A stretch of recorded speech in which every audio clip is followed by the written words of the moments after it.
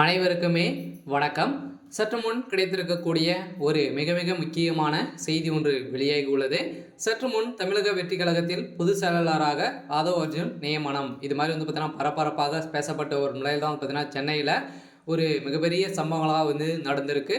So அதனால் பார்த்தீங்கன்னா ஏற்கனவே விடுதலை சிறுத்தை கட்சியிலிருந்து விலகி நிரந்தரமாக விலகி இப்போ ஏற்கனவே பார்த்தீங்கன்னா பேசப்பட்டு வந்திருந்த நிலையில் கூட பார்த்தீங்கன்னா இப்போ அதிரடியாக அப்போ பேசிய நிலையிலே இப்போ திடீர்னு இந்த ஆதவ் அர்ஜுன் அவர்கள் பார்த்தீங்கன்னா தமிழக வெற்றி கழகத்தில் இணைந்து பொதுச் செயலாளராக இப்போ பொறுப்பேற்றக்கூடிய நிலையில் தான் பார்த்தீங்கன்னா ஒரு பேசப்பட்ட ஒரு நிலையில் ஒரு பரபரப்பான செய்தி வெளியாக இருக்குது. ஸோ அதனால் இப்போ புஸ்லி ஆனந்த் அவர்கள் பார்த்தீங்கன்னா காலி செய்யக்கூடிய நிலை வந்திருக்கு இல்லையா. ஸோ பார்த்தீங்கன்னா இப்போ சற்று 2 நாட்களுக்கு முன்னாடி தமிழக வெற்றி கழகத்தில் ஒரு மிகப்பெரிய பிரச்சனை நடந்தது. இதனால் புருஸ்லி அவர்கள் பார்த்தீங்கன்னா ஒரு மிகப்பெரிய தவறுகள் செஞ்சிட்டாரு அப்படின்ற மாதிரி விஜய் அவர்கள் பார்த்தீங்கன்னா அவரை இடைநீக்கம் செய்திருக்க நிலையில் தான் இப்போ அதிரடியாக தமிழக வெற்றி கழகத்தில் இணைந்த ஆதவ் அர்ஜுன் அவர்களுக்கு பொதுச் செயலாளர் பதவி வழங்கப்பட்டிருக்கக்கூடிய நிலையில் தான் திமுகவுக்கு ஒரு மிகப்பெரிய தலைவலியாக இருக்குது. அதனால் பார்த்தீங்கன்னா இப்போ திமுக ஒரு மிகப்பெரிய தவறாக செஞ்சிட்ட மாதிரி நினைத்து வரும் நிலையில் தான் இப்போ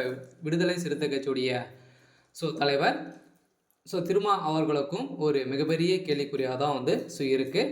அதனால் பார்த்தீங்கன்னா இப்போ இணைந்துட்டார். இப்போ பார்த்தீங்கன்னா இப்போ வருகின்ற சட்டமன்ற தேர்தலில் ஒரு மிகப்பெரிய சவாலாக தான் இருக்க போகுது.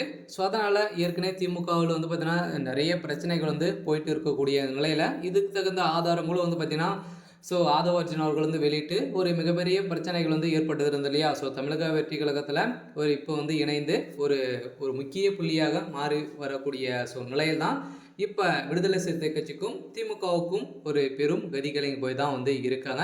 அதனால் ஆதவ் அர்ஜுன் அவர்கள் பார்த்தீங்கன்னா அதிரடியாக களத்தில் இறங்கி வருகின்ற சட்டமன்ற தேர்தலில் தமிழக வெற்றி கழகம் பார்த்தீங்கன்னா மாபெரும் வெற்றி பெறத்துக்கான அதிகப்படியான வாய்ப்பு இருக்குது. இதன் அடிப்படையில் தான் புருஸ்லி அவர்கள் பார்த்தீங்கன்னா எக்கச்சக்கமான கோடிகள் பார்த்தீங்கன்னா நிதியாக கிடைக்கப்பட்ட பணங்களை அனைத்தையுமே இவர் ஊழல் செஞ்சிருக்காரு அப்படின்ற மாதிரி இவர் மீது விஜய் அவர்களே வழக்கப்பதிவு செஞ்சுருக்காங்க.